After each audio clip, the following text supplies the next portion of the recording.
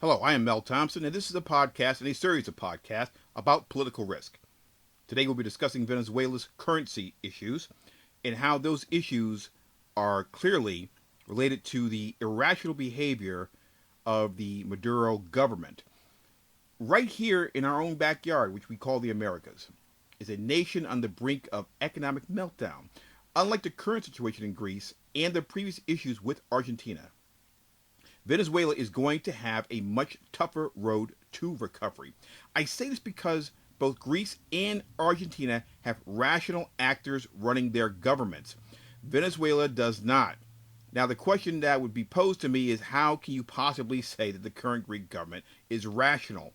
First, they have changed finance ministers because the other guy couldn't get along with the EU ministers.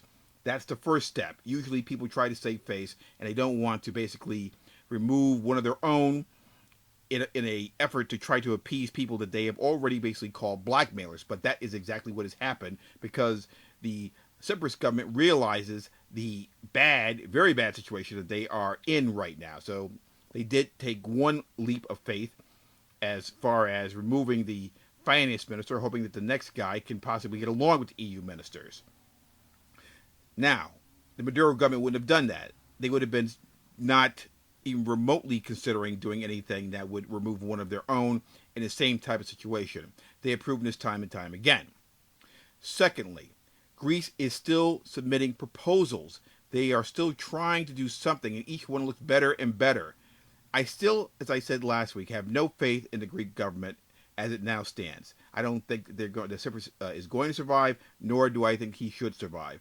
However, they are at least submitting things because after a period of time, it starts to set in that you need to do something or lose total control of your own political future within your own country, which is where Cyprus now finds himself. Maduro would not do this. That is very irrational. In the case of Argentina, you also have a government that is somewhat inept when it comes to finances because of the fact they've defaulted on bonds and they've pretty much told the legal process that has played out against them that we don't want to play by your rules, even though we signed on to play by your rules.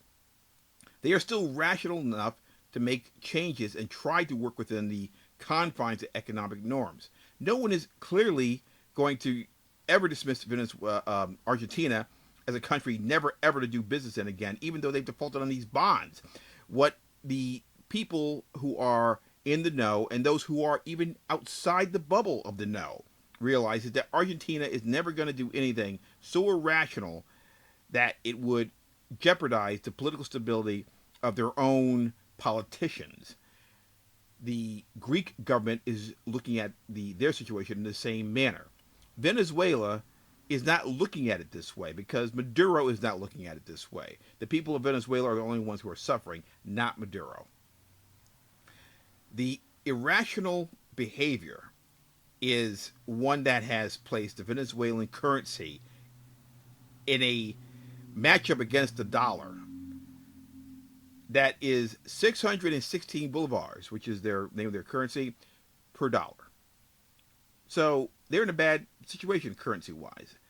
And that basically means that the Maduro government, by being stubborn and not working through economic norms, as even the Greeks are trying and Argentinians have tried and have been successful in some cases, is slowly destroying the last vestiges of any economy that Venezuela once had.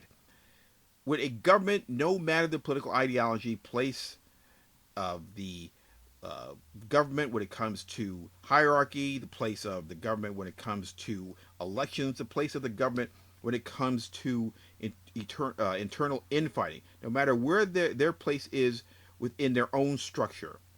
Very few governments will do something so irrational as to destroy the confidence of the very people who they rely on to keep them in power. Clearly are exceptions to this, such as dictatorships, which some people say Venezuela is moving towards, but they do have elections. Whether you think they're fair and free or not is open to discussion. But there still is some degree of democracy in Venezuela, sufficient enough where it's just astounding that Maduro would not do something to try to ease the pain economically of the Venezuelan people by working outside his own ideological box and try to make friends, if you will, with the United States and other countries that are investing in his country, that have companies there that are doing the work that they probably can't do in some cases, and in other cases, providing training to give the economic opportunities to many people in Venezuela that were not there previously to Maduro's administration and during the Chavez years. You start driving people out piece by piece, you end up in a situation like they are in right now. And it's just completely irrational. A slide of 72% in purchasing power is the current state of the bolivar, which is making it ever so difficult for the Venezuelan people. Yet the Maduro government sticks to the rhetoric of the revolution, while a month's wages for working people in Venezuela has fallen to about $12.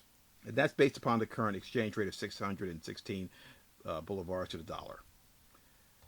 Now, a rational actor, even when they make a mistake, at some point they just realize we have to reverse course. We can't keep doing this. It's not going to help us, and it's not going to help anybody else.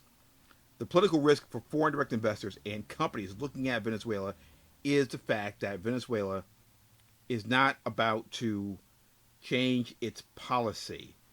And when you have a policy that is clearly this detrimental economically, and there's no movement to try to at least make friends with the outside world, work with people, try to get some confidence built that you are not going to expropriate property, and you're not going to play by your own set of rules within the global economy. You're going to try to work with people. When you don't have confidence that is where the current host government of the country you're looking at to do business in is looking at the overall picture in that way, you don't want to get involved, nor should you get involved. Venezuela, under the Maduro government, is not currently acting as a rational actor. It is not a rational government in place. That is a political risk that nobody should even attempt to get into. And if you are there as a foreign direct investor or a company, you really should start looking at the exits as quick as possible.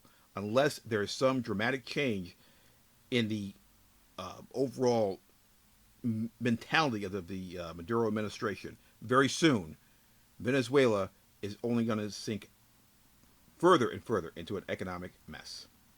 This has been Mel Thompson.